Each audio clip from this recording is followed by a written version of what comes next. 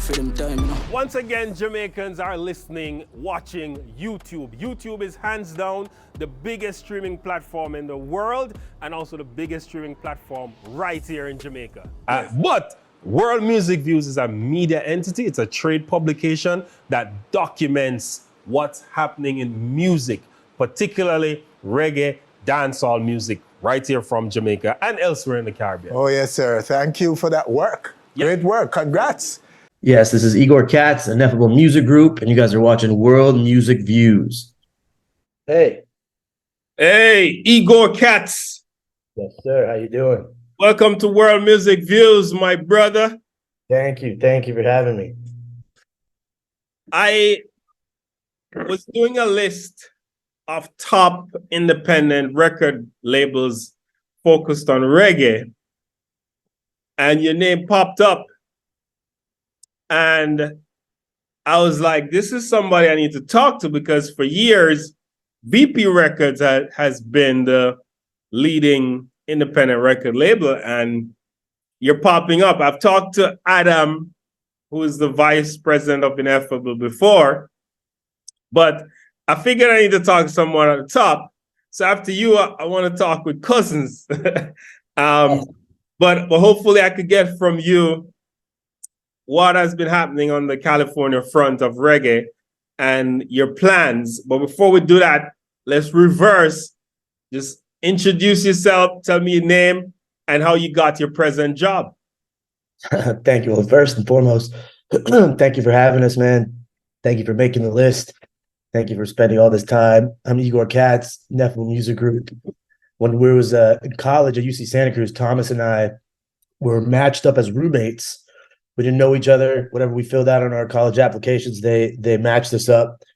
And, that's how Ineffable started.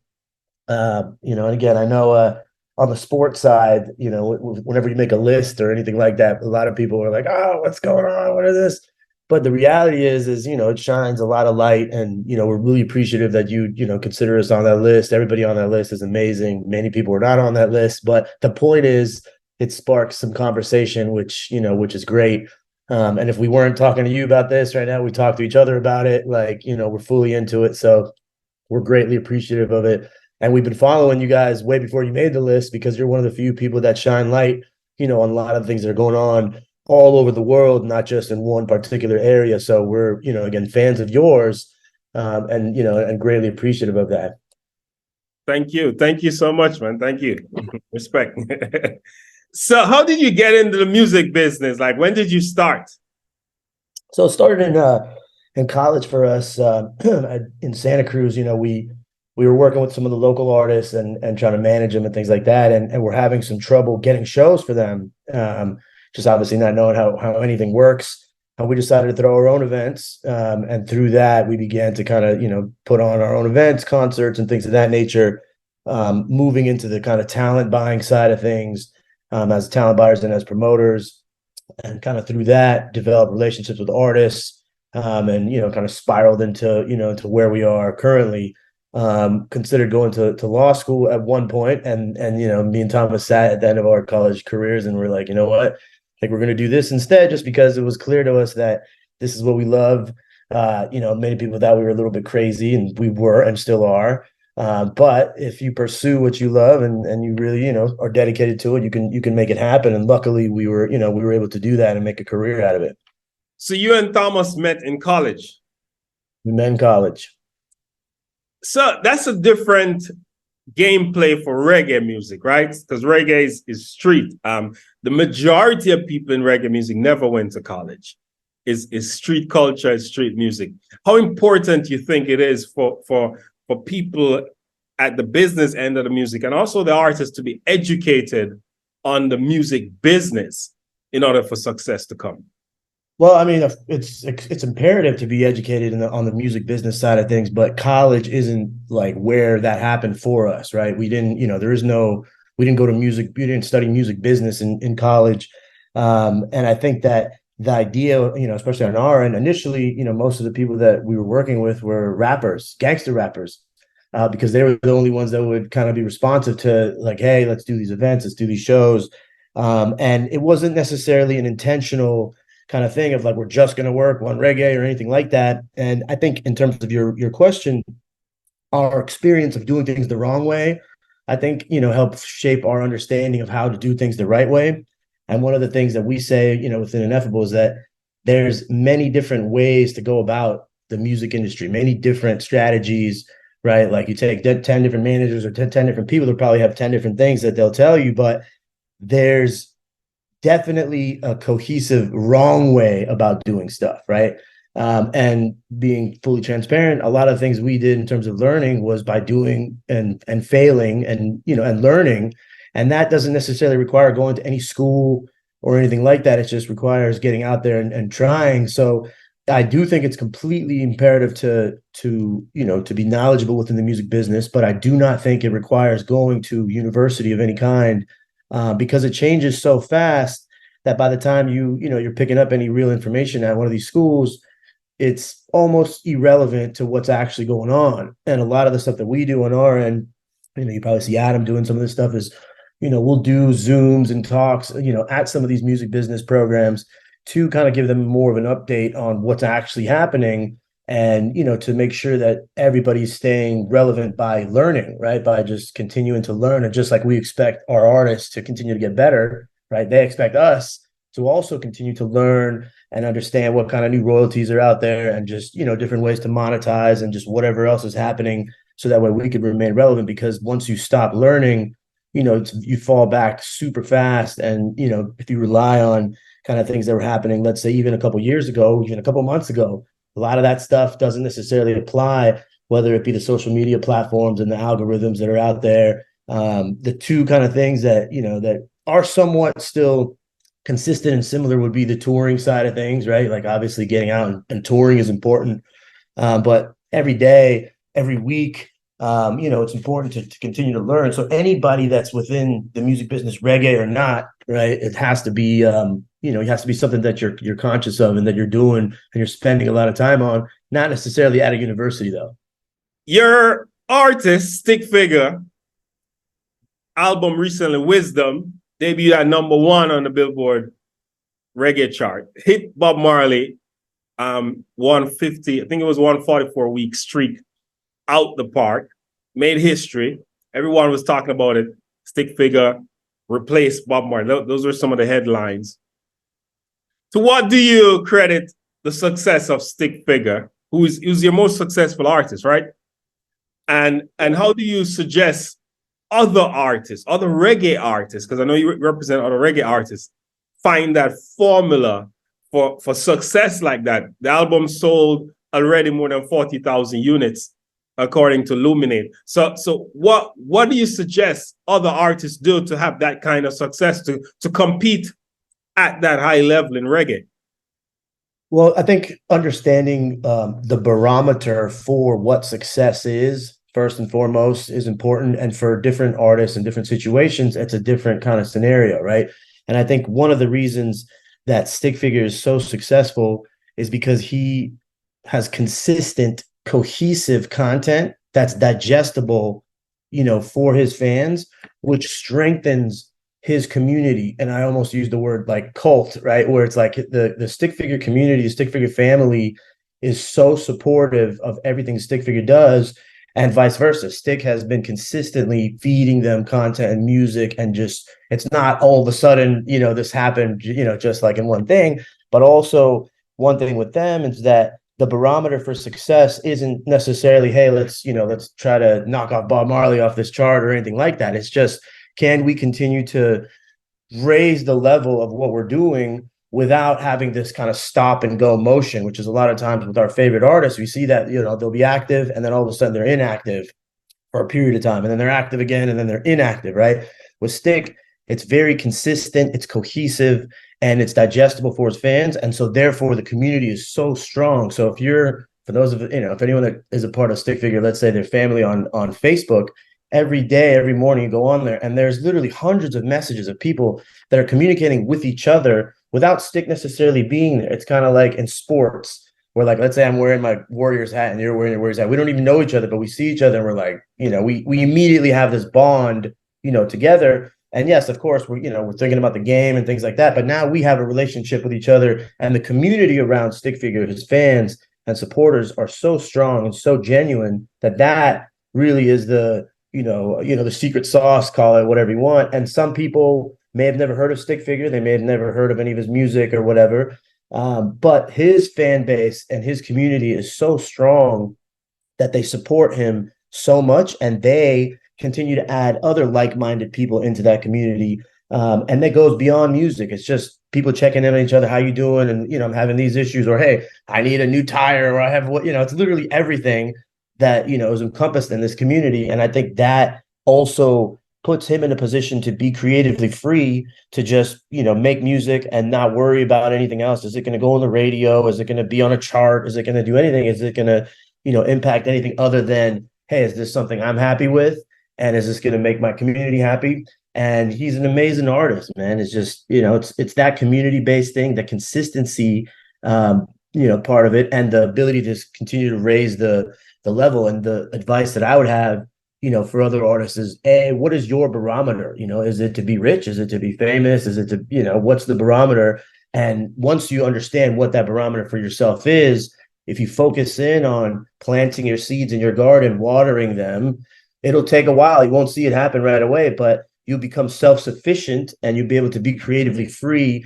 And at that point, you'll be fulfilled whether you're on any chart or not, especially with how like streaming is now, where you don't have to go out and sell your CD like to new fans every day. You can have your fan base and you can have them support you just by releasing music for them. They don't have to keep buying. They could just keep listening.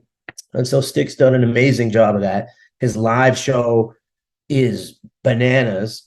I mean, anyone that's been to like a Stick Figure set at a festival or at a club or whatever, it's amazing. And so that, I think, plays, a big part of it. His merchandise, is amazing. Like, he has over 300 something SKUs on his store. And he works 24/7 on his craft. And therefore, as far as his extended team, with Thomas and with Marina and everybody else, like, makes us want to work harder as well.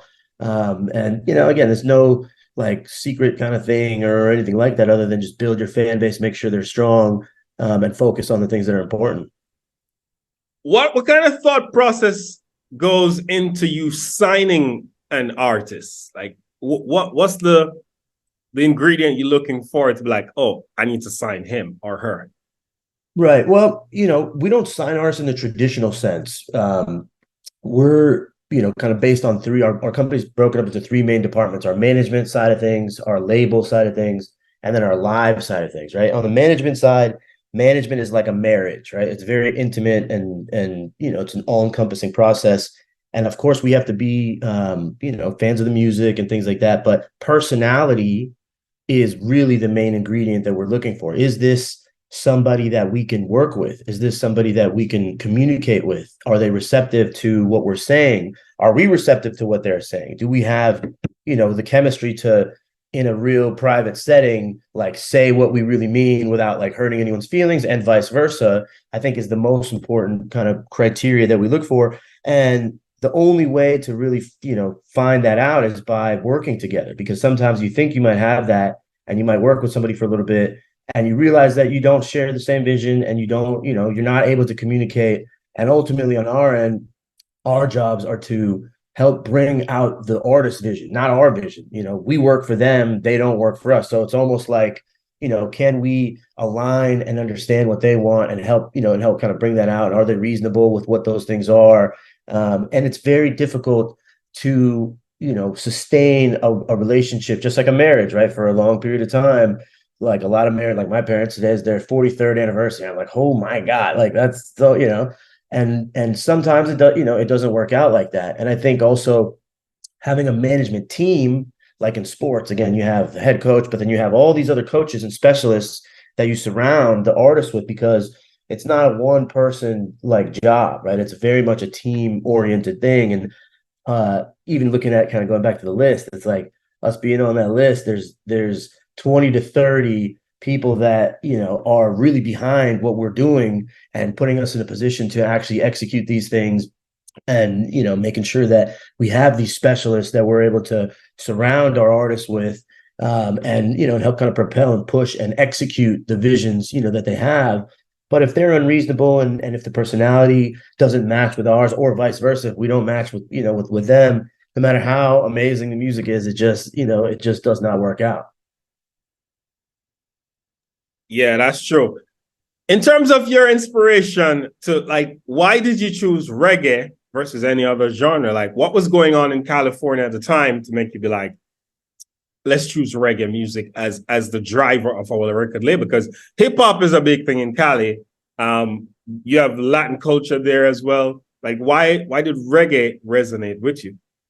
Well, I would say reggae chose us in that sense, because for me, I definitely came from the hip hop side of things, and for the longest period of time, as things shifted, what happened unknowingly, maybe even, is that we got into a scenario to where, again, this is another saying within Ineffable, where it's mood over genre, right? Because right now, and in general, what dictates people's decision-making process is their mood. So, for example, on my gym workout playlist, I have hip hop, reggae, even EDM, metal, like all kinds of, mood-oriented music. And within reggae and dancehall and all the different kind of, elements that come from that, you have so many different mood-oriented like music that, that's generated. And I think that's why we gravitated towards that. And also, again, the personalities of the artists that we were working with. Collie Buddz, for example, was our first big client, first artist that really, believed in us and was like, all right,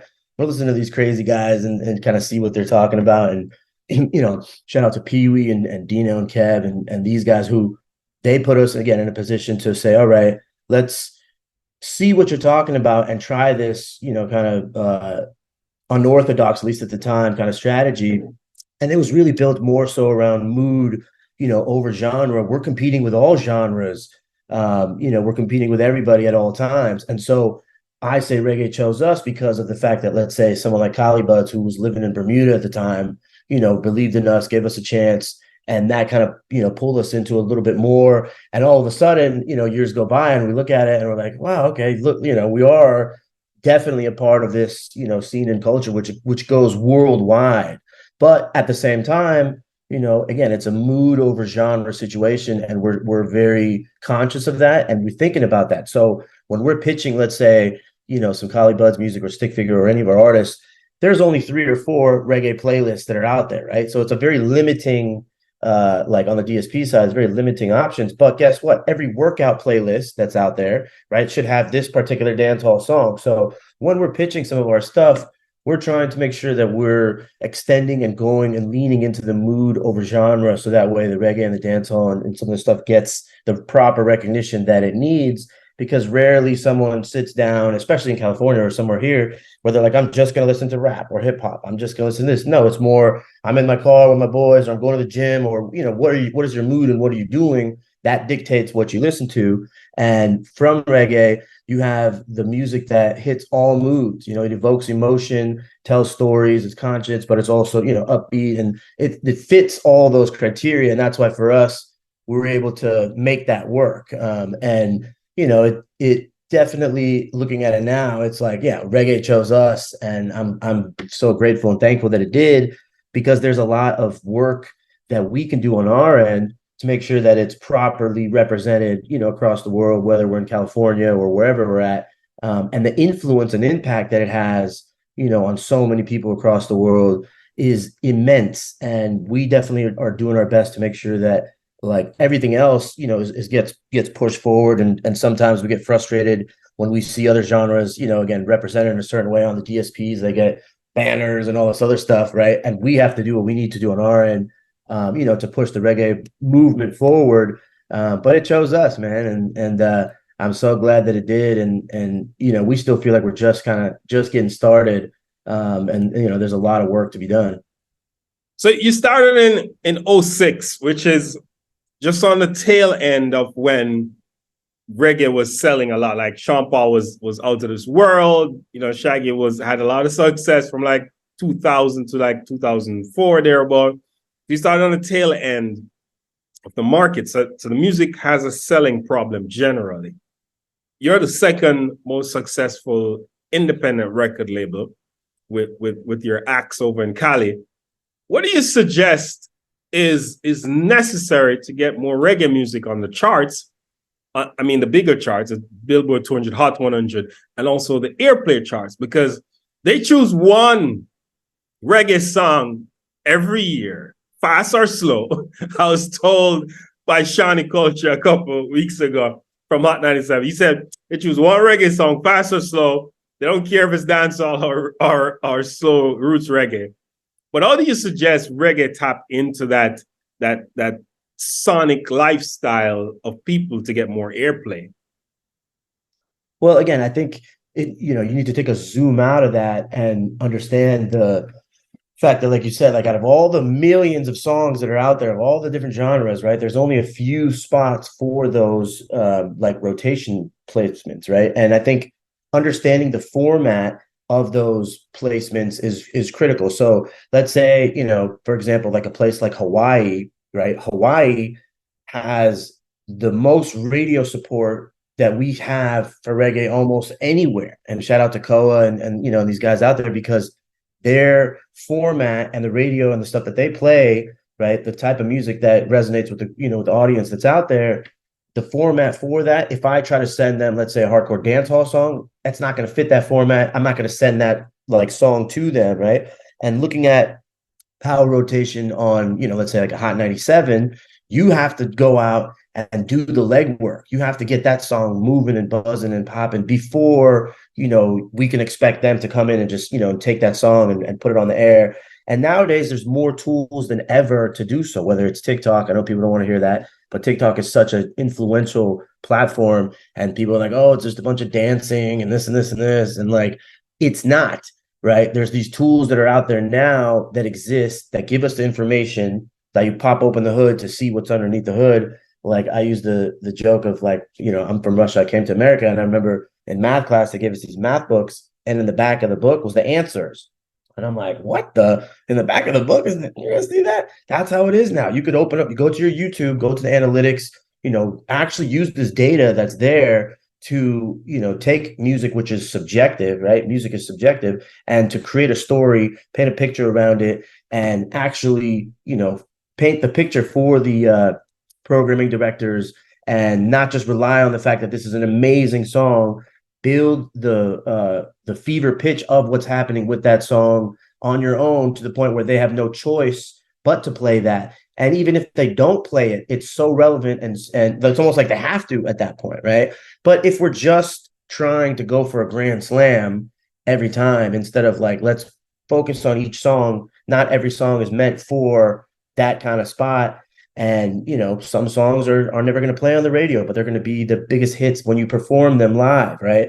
Some songs are going to be, have a certain special place for your fan, whether it's, helping them get through a rough time or whatever. And certain songs songs have a format that may fit, and at that point, go in on it. And it's not going to happen. We usually have like one or two waves of promo, and then it kind of dies down, right? It kind of starts here, and then it starts to kind of fizzle down, as opposed to the opposite of, you have to push it for 5, 6, 7 years, like a song like Holly Buds is Love and Reggae, which we've been pushing for 6 years now, and it's still growing every day. It's it's not decreasing in like popularity, it's growing in popularity, and it takes time for music to to kind of trickle down. But don't be discouraged, if it doesn't happen or doesn't get on that major like radio play, because now, there's so many other outlets that actually drive discovery for people who may have just found that song, and they will go back to the rest of your catalog and actually, become your fan. Whereas a lot of times on the radio, you hear a song, you like it, but you're not sure who it is, and you're not checking for them, and you're not really, it doesn't really have that same impact. So I think we have the ability on the reggae side to, for sure, be on those charts and participate like on that top side of things. But most importantly, and more importantly, is there's these tools that allow us to make sure we're in a good position, and that song is so relevant that they have to come in and play that, right? They have to then come and take that and use data, to kind of paint that picture and show that to them. And the response will be significantly more receptive. And that's the other part of like, we always talk about hit records, right? We use the word hit to mean different things. Does it mean a timeless record? Does it mean a commercially successful record?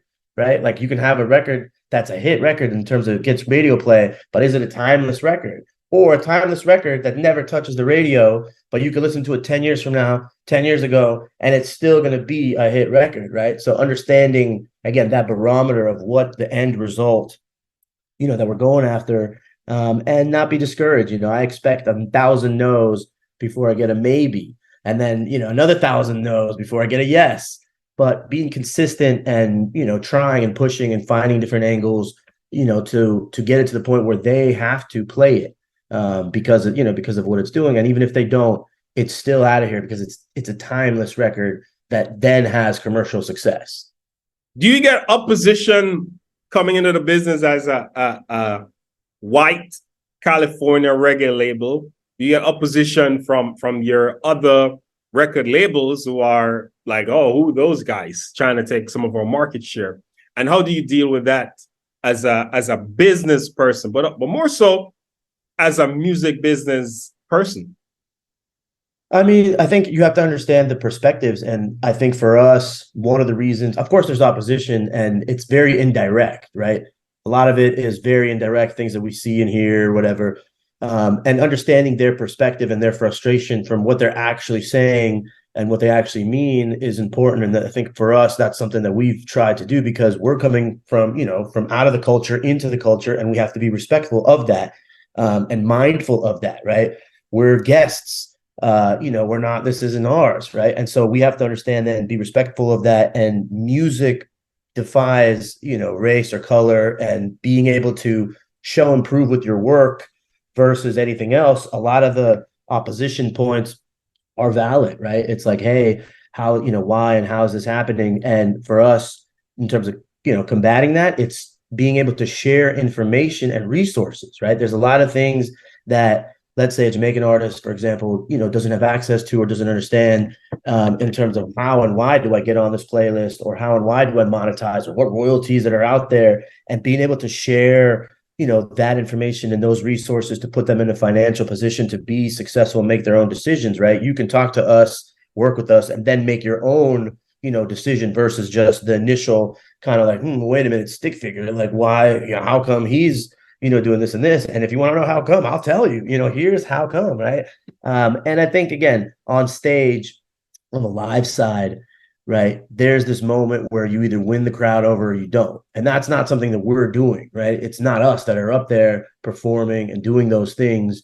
It's the artists and the music. And that's one of the reasons why, things are able to move forward. And a big thing for us is collaborating, right? And making sure that we're bringing this music together from all over the world. We're getting Hawaiian artists, we're getting artists from Europe, we're getting artists from Africa, we're getting artists from Jamaica, from Caribbean, everywhere, to make music together. Because once that's happening, a lot of the things that, potentially are the initial kind of things that would pop up as opposition in someone's mind are broken down. And it creates unity versus, division. And, again, we don't take it to heart. And I think that, again, it creates conversation. It creates an opportunity for conversation. It would be worse if things weren't said and thought, right? If people weren't like, whoa, Soja, how come Soja, this and this, right?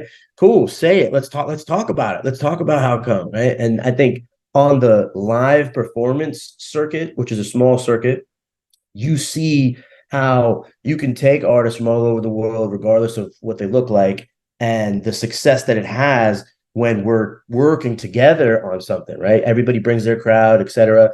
And everybody cross-pollinates on like, wow, like when Chronix performed at Cali Roots, watching the crowd, like it was, I was watching the crowd more than the Chronix, because I'm like, their minds were just blown by what they were seeing. And, the Cali Roots Festival is a good example of that, where they don't necessarily have to do that. They don't have to, bring these artists from different parts of the world, but it's super important for us that we are doing that we are exposing, these kind of different musical kind of elements to Cali Roots. I was gonna get to, but Cali Roots is your festival, right? Cali Roots is not our festival. We're part of the festival, but again, there's Dan Sheehan and his team. It's their festival, and it's grown so much over the years, and it's created a platform and an outlet for a lot of these things that we're talking about. And what we've done, I think this was 2020, we launched and put out what we called Cali Roots Rhythm, where, again, we took a lot of the artists that were on the bill and even ones that weren't on the bill, had them, Cali Buds produce the rhythm, had everybody do, a song on it. And the idea there was, like half the comments initially were like, why is everybody on the same beat, right? Because they don't even understand what a rhythm is, like the Cali Roots crowd, a lot of them. But if you're going to be a part of this, it's important that you learn and understand the culture. And sometimes it's intimidating for that to happen. And this is a way for that to happen in a natural way that, again, brings people together, and, through the music, right? And gives everybody a chance and a platform, to kind of showcase what that is. It was extremely successful. We did a second one. We have a third one coming up. And things like that are the fun parts, of the job, and seeing how successful that is, the like direct result of working together and being unified versus, kind of being divided. There's a thing that Adam told me about called @venue, which you can scan that and it goes straight to the Billboard charts, right? Tell the audience about @venue. What is it and how do you use it to benefit your artists and how other artists can use it? Yeah, so @venue is a perfect example of just one thing that, one tool of many tools that exist today that make it possible to record, the things that you're doing. So for example, what @venue does is it tracks your merchandise sales and your CD and music sales, and specifically for music sales, it reports those sales directly to Billboard. So when you're doing a show or a tour, you put the number of shirts you have, that, put everything in there. So that way at the end of the night, when you count out, you can see exactly what you sold, how many of what, and, kind of keep track of that. But on the music side specifically, it sends that information for inclusion within the Billboard kind of chart. So if you did a show and you sold 10 CDs or 10 vinyl or whatever, and then you have 30 shows that you just did, that's a significant amount of sales that is not getting reported. So a lot of the stuff on the Billboard charts, right, there's rules, just like anything else, that you have to follow in order to even be considered on those charts. And @venue helps, at least on the tracking side, to make sure that, you know what you're selling. It's not just about recording it for the charts. It's really more so for merchandise to know, hey, I'm out of large, blind to you shirts or whatever. Or, wow, I didn't realize my light blue, shirts are the best sellers.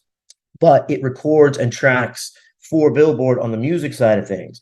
And if you're not doing that, then you're missing out, and you're touring, you're missing out on a big chunk, of reporting for Billboard. So if that's something that's important to you, then, it's one tool that is out there that exists that you should be utilizing. And there's a lot of sales that are disqualified altogether from inclusion in the Billboard charts for a variety of different reasons. So to be clear, if an artist has a concert and 10,000 people come to the concert, and they, at the gate, sell CDs to those 10,000 people, they could clock 10,000 albums sold to Billboard using @venue.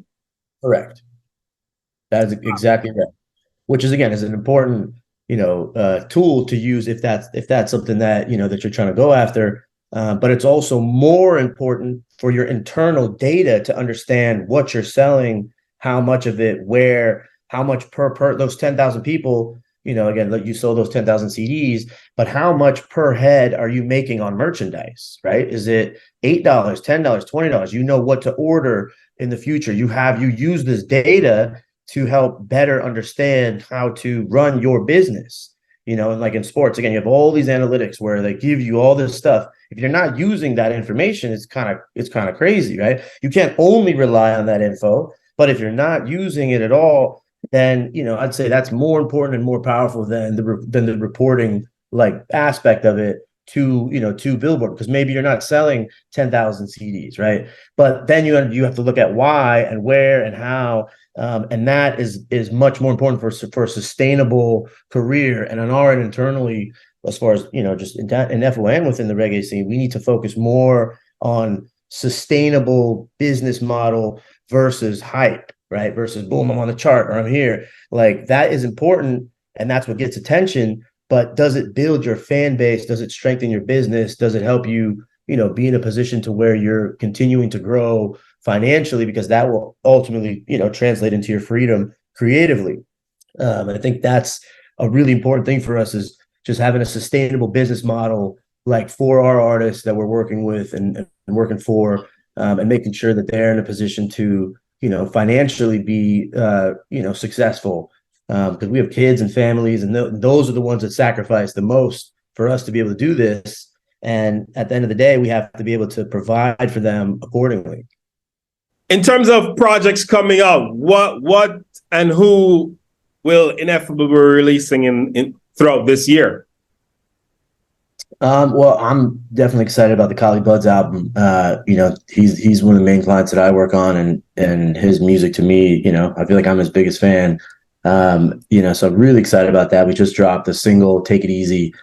We shot a music video when we were out in Hawaii, and he's one of the, to me, one of the generational artists that we are lucky to work with, because he really bridges that gap, and his music transcends, everything. So definitely, really excited about that. J Boog is another artist who, hopefully we have an album coming out with this year. We have, I don't know if Stick's going to come out with another album or not. Every year he's been rocking with it. On the management side, on the label side, I'm sure Adam's got a whole bunch of, really great projects lined up. The Cali Roots Rhythm, the third rendition of the Cali Roots Rhythm is definitely something I'm excited about, just because, it goes back to what we were talking about, just the pure collaboration of, different artists and the live versions of those that we start seeing at the festivals, and on tours. And a lot of times we're seeing, let's say, some of the same artists out there that are touring, and some of the people are like, why is it the same artist, right? But by making music together, right, you're opening the door now to potentially tour together. And I think we've seen that from the Cali Roots Rhythm, where now you have these tour packages that are based on that, that song, people bringing each other up. And as a fan, like outside of the music business, as a fan, that's the most kind of exciting. It's like in wrestling back in the day when all your favorite wrestlers came out together, you're like, oh shit, this is crazy. But a lot of really cool projects, and a lot of these projects take a long time to kind of put together and release. And we're really lucky to participate, and have the trust from the artist to have the creative side happening, while also introducing them to some of these, new music business, call them strategies or whatever, that, we can utilize to make sure that it's having the proper impact, that it needs to. Adam brought to the attention an issue with artists getting visas because the fee is supposed to be increased shortly. Is this affecting your roster of artists? Because I know you work with Jamaican artists and artists from outside of the US. How is that potentially going to affect your touring schedule and your releases? And what are you doing as an American with a voice on behalf of your company to either reverse this or lobby for a better system in place for artists to come and perform in America? Yeah, it for sure has an impact, right? Because first and foremost, just even the fact that a lot of these artists are traveling from afar, let alone the visa, right? Their expenses are so much higher. It makes it so much more difficult for them to break even, let alone make money. You go on the road for a month, you come back losing money. It's a hard kind of pill to swallow. And I think that, it's in my opinion, not fair, but the rules of the game are the rules of the game. And what we're doing is we're trying to make sure that we're applying as far in advance as possible, right? That we're putting ourselves in a position to where we're doing the things, it's not cool or fun or sexy. It's terrible and it's boring and it's confusing, like, to understand, what needs to happen. But you have to give yourself as much time as possible, to do those things, right? We're incorporating the ability to try to sponsor certain artists if they need a company that says, hey, like, this is a legitimate business thing that this person is doing. Here's their tour dates. Here's where we're going to be at. Here's who I am. Here's my credentials. And to try to give them an opportunity for them to, to be taken more seriously.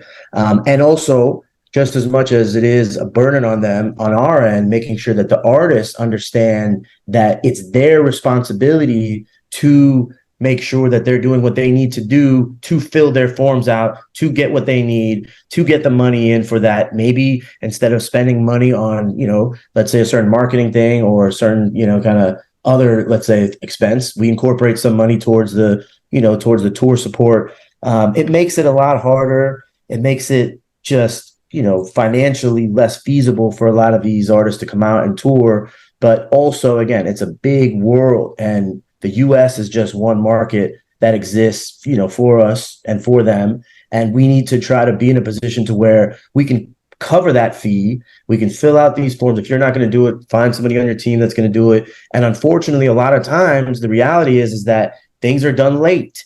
They're not following, certain instructions, certain rules. So in addition to the like significantly higher obstacles that are there, we're kind of shooting ourselves in the foot by not doing it. If your visa is going to expire in 2 years, start working on it now, right? And start making sure that if you're not understanding what's happening, because again, for me, it's one of the more frustrating things because of how confusing they make it of what you need to do and why did I get accepted and why not. And outside of the US, even traveling to Europe, where you have such a much bigger market, like let's say for reggae, on the touring side of things, you have different countries that have different visas and different rules that you have to have, and trying to understand those things and navigate those things, but not letting that be the barrier that prevents you from entering, for festivals. And it's not just new artists, it's established artists that are headlining festivals that are having these problems and issues. And what we're doing is just trying to provide as much information and help, to try to not let that be the reason why, this isn't happening. Like the one video that Adam made about, the moment it happened, we need to be the ones talking about it, right? And saying, hey, why is this, why is this happening? And it might be a small ripple, right? It's not going to, I can't call the, whomever the president or the governor. And you're like the first record label, by the way, to ever address that issue. And this is not a new issue. This has been an issue. You're the first record label to ever. So I must give you credit for that. I appreciate that, but I don't think we're the first because, again, like going back to VP Records, for example, I know that they have, spent significant amount of money on, paying for visas. No, I mean publicly. Publicly. A record label has never publicly come out to say, hey, this is an unfair reality for artists overseas to come here. Like I've never seen that in my years of working in the business. Absolutely. We feel there's definitely some responsibility there, to do that, because again, it's something that is a reality that, we're seeing is, the seeing is happening all the time. And now it's even more expensive, right? It's like to most not people, just the expense, right? There are a lot of artists who just don't have visas. Yeah. And like even those who can afford it, like they just can't come. The biggest superstars, and it does affect how the music is translated elsewhere, So to see you do that, it was a commendable thing. And I did a story on it with the research of what it is. And I put Adam's video in it. Absolutely. And as a reminder, too, on that same note, just to kind of counterbalance it, is that 95% of our fans will never come to a show anyways, in general, because of logistical reasons, financial reasons, right? So it's not just the artist that, that's an issue for, but you have, a very small portion of fans that come to shows in any market. And just like in sports, I'm a huge sports fan. I don't know the last time I went to the game was, right? Because it's just a different experience. And some people go all the time, right? And those people like make that a part of their lifestyle. They're there. On the show side, on the concert side, there's certain people that just go to shows all the time. They can afford it. It's, who could pay $45, $40, $30 plus getting there and drinks and this and this. And the thing is we spend a lot of time servicing those fans when the reality is that the much bigger portion of our fans are never going to make it to a show. So we need to spend just as much time on servicing those folks, whether it's continuing to release music, whether it's performing and broadcasting. And that was one of the things during COVID, to where obviously you saw a lot of the live stuff happening on, digital wise. And, there's a way to still, tour properly and make smart decisions as like an investment, but also not neglect the bigger, the 95% of your actual fan base that's out there. So some of these artists who don't have visas and can't come to the US have huge fan bases here. and we support them. We listen to them. We want to buy merchandise, but they don't have any, right? Or we want to, participate and be a part of their, communities, but there isn't an infrastructure set up for that, right? So just as we're trying to make sure that on the visa side and we're coming in and have the ability to do that, we're encouraging them to make sure that they're handling those portions of their, and the focus on those portions of their kind of music business, so that we as fans have access. And like Protege is a perfect example where it's like, man, he's doing pop-up shops and he's got cool ass merch and like he's really traversing the world and and building his fan base and things of that nature. And I think that's an extremely important part that we need to focus on with touring. We have so much, 7 months from now, we know where we're going to tour. We know what time we're going to load in. We know like every single like part of it. But on the music side and on the like content side, it's kind of a wild, wild west, right? It kind of fits in wherever we can. And we need to give that same kind of structure to that part of it. So that way it helps alleviate some of these issues on the visa and on the touring side of things. My last question to you is this is a hard question, by the way. Give me your top 5 favorite artists of all time. My personal ones? Personal. All right. In order or just in, all right. In no particular order. Okay. Tupac, because for me, I learned to speak English, listening to Tupac's Greatest Hits cassette number 2. That's all I had. Wow.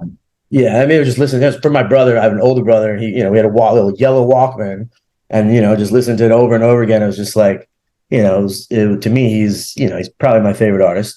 Collie Buddz, I'm putting him up there just because, again, it's like, I feel it's like if you, could work with your favorite artist on a regular basis, he is that. And I feel like his best music is yet to be made. I'm a huge fan. I'm going to lump these guys kind of all together of like the Snoop, Dre, Dog Pound, kind of like West Coast. West Side. Yeah, that kind of takes up a lot of them, and of course Bob, is up there. But I mean, I also go through phases of like, I'll listen to something over and over and over and over again for so long, and then I'll chill on it for a while. Like I haven't probably listened to, to like Tupac's music in, a couple of weeks. And then all of a sudden I'll just be like, man, I'll put something on, something on repeat.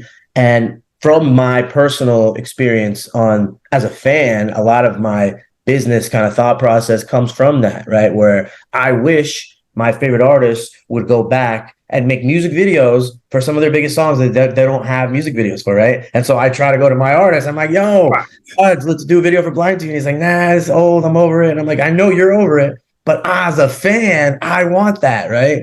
And kind of applying just with these questions like that, like who's your top 5 and things like that. Applying those thought processes from a fan's perspective is really something that we do all the time to, apply on the business side. And I've been listening to a lot of Afrobeats music and, just a lot of like, I love the Gypsy Kings, right? To me, I would put them up there where it's like completely different. I don't know a word they're saying, but like, it's like, it just changes the mood immediately when you put on, some of their songs, and the discovery of a newer artist, like there's these guys from the Solomon Islands called DMP. And, again, like their music to me is just out of this world. It's amazing. Never met them. We put out their last record. We found, we linked to them via the internet. And just the ability to discover some of these artists that have, never been discovered by anybody else, but being able to work with them and kind of get that music out there. And also, like my biggest A&Rs are my kids, right? I'll play something for them. If they don't know, they'll tell you straight away. I mean, they'll just either be rocking with it or like, nah, next, dad. And it's how could an artist submit a record for you to distribute or put out on your label? I mean, you just hit the contact on our site and we read and go through every single thing. And we're very realistic with folks about the fact that one of our biggest fears is overextending ourselves and putting ourselves in a position to where we're not able to properly service the things that we're working on because of the fact that we want to work on so many different things. But at the same time, if we can't necessarily do that, the tools and the resources that we use are available for these same, folks. So if you're an artist and you want to, submit music to us, just send, go to our site, hit the contact us, send it, it comes right to us. We review it, we go over it, be consistent. Obviously it takes some time to respond and whatnot, but we go through everything, and we're always sorting through stuff and looking through things. We can't necessarily take on as much as we want. We're slowly growing and trying to not overextend ourselves, trying to come through and deliver for the things that that we're working on, but gladly we'll also share the resources and the tools that you need to be able to do the things that we're talking about, the things that we're doing. It's a big ocean out here. I love it, brother. Thank you so much, Igor Katz. Of course, man. Thank you guys. Appreciate you guys for creating that outlet and supporting and and doing what you guys are doing. It's necessary. There's really there's nobody else, very few others that that are doing that. So we see that and we get excited about it. So please keep it up, and and thank you guys for for shining some light.